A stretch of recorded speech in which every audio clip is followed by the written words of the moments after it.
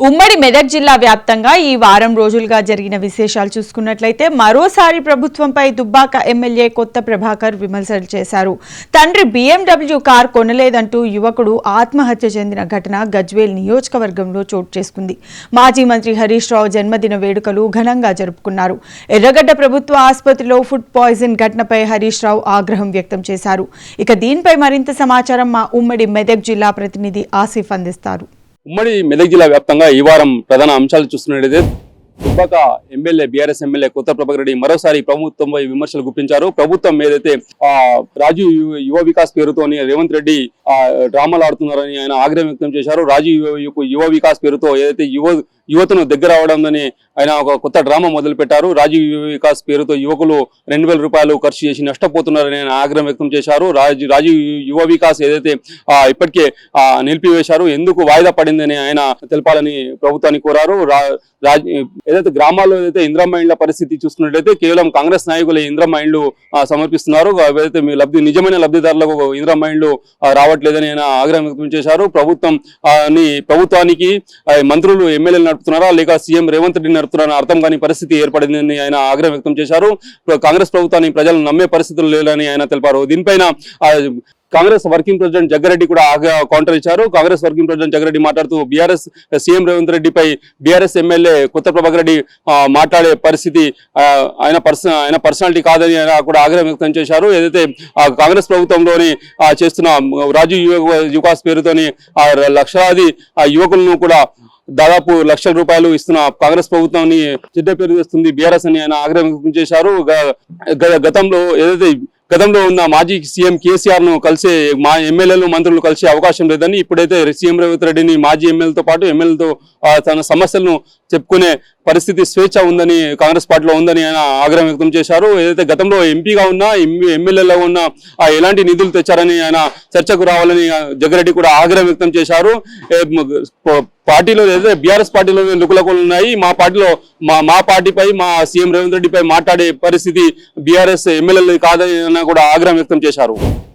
BMW car కొనియలేదని యువకుడు మనస్తాపం చెంది ఆత్మహత్య చేసుకున్న ఘటన సిద్దిపేట జిల్లాలోని జగదేవ్పూర్ మండలం చాట్లపల్లి గ్రామంలో చోటు చేసుకుంది.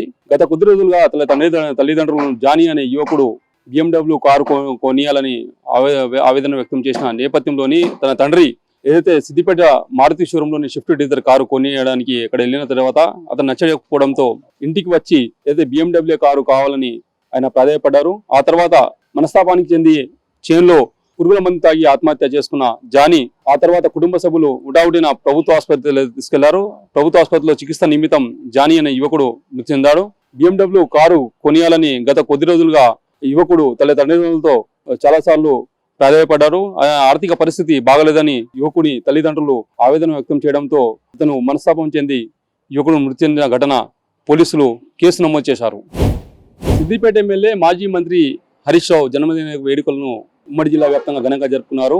బీఆర్ఎస్ నాయకులు సంగారెడ్డిలోని పట్నం మాణిక్యం ఫౌండేషన్ తరఫున పండ్ల పంపిణీ, కేక్ కటింగ్, అన్నదాన కార్యక్రమం కూడా నిర్వహించారు. పట్నం మాణిక్యం మాట్లాడుతూ మాజీ మంత్రి హరీష్ రావు సిద్దిపేట ఎమ్మెల్యే రాజకీయాల్లో నిండు నూరేళ్లు రాజకీయ సేవ చేయాలని ఆయన కోరారు. మరోవైపు సంగారెడ్డిలోని రక్తదాన శిబిరం నిర్వహించారు. నవీన్ జీవన్లు సంగారెడ్డిలో పట్టణంలోని ఏదైతే ప్రభుత్వ ఆసుపత్రిలోని మాజీ మంత్రి హరీష్ రావు జన్మదిన వేడుకల సందర్భంగా రక్తదాన శిబిరాన్ని ప్రారంభించారు. ప్రస్తుత ఎమ్మెల్యే చింత ప్రభాకర్ కొడుకు సాయి కుమార్ మాట్లాడుతూ యువతకు ఆదర్శం మంత్రి హరీష్ రావు అని అన్నారు. రాష్ట్ర వ్యాప్తంగా కూడా జన్మదిన వేడుకలను కూడా ఘనంగా జరుపుకున్నారు బీఆర్ఎస్ నాయకులు. మెదక్ జిల్లా నర్సాపూర్లోని పలు కార్యక్రమాల్లో మాజీ మంత్రి హరీష్ రావు పాల్గొన్నారు. మాజీ మంత్రి ప్రభుత్వంపై విమర్శలు గుప్పించారు.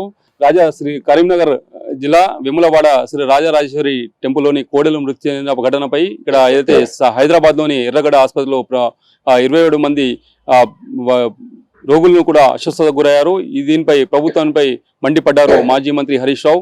ఏదైతే రాజరాజేశ్వరి టెంపుల్లోని సంబంధించిన 27 కోడలు మృతి చెందిన ఘటనపై ప్రభుత్వం చాతగాని తనాన్ని ఆయన విమర్శలు గుప్పించారు. ప్రభుత్వం నీకు నడపడానికి శాత కాకుంటే మేము ఖచ్చితంగా బీఆర్ఎస్ నాయకులు అప్పగించండి, ఖచ్చితంగా కోడలను మృత్యువాత పడకుండా చూసుకుంటామని ఆయన ఆగ్రహం చేశారు. మరోవైపు ఎర్రగడ్డ ప్రభుత్వ ఆసుపత్రిలోని రోగులు ఏదైతున్నారో రోగులను కూడా 27 మంది రోగులను ఒకసారి అవస్థతకు గురయ్యారు. ఒకటి చనిపోవడం ఘటన కలకలం రేపిందని ఆయన కూడా ఆగ్రహం వ్యక్తం చేశారు. ప్రభుత్వం ఇప్పటికైనా స్పందించి ఏదైతే రోగులను ప్రభుత్వ ఎర్రగడ్డ ఆసుపత్రిలోని ప్రభుత్వం ఏదైతే మానసిక రోగులను అన్నం పెట్టే పరిస్థితులు లేదని ఆయన ఆగ్రహం వ్యక్తం చేశారు. ఇక ఎప్పుడైతే ప్రభుత్వం ప్రజల సంక్షేమం పక్కన పెట్టి ఏదైతే గతంలో జరిగిన బీఆర్ఎస్ నాయకులపై కమిషన్ల పేరుతో విచారణకు రావాలని కమిషన్ల పేరుతో ఒక కేసులు పెట్టడం కానీ సరికాదని ఆయన ఆగ్రహం వ్యక్తం కూడా చేశారు. కెమెరా పర్సన్ ప్రవీణ్తో ఆసిఫ్, మహాన్యూస్, ఉమ్మడి మెదక్ జిల్లా.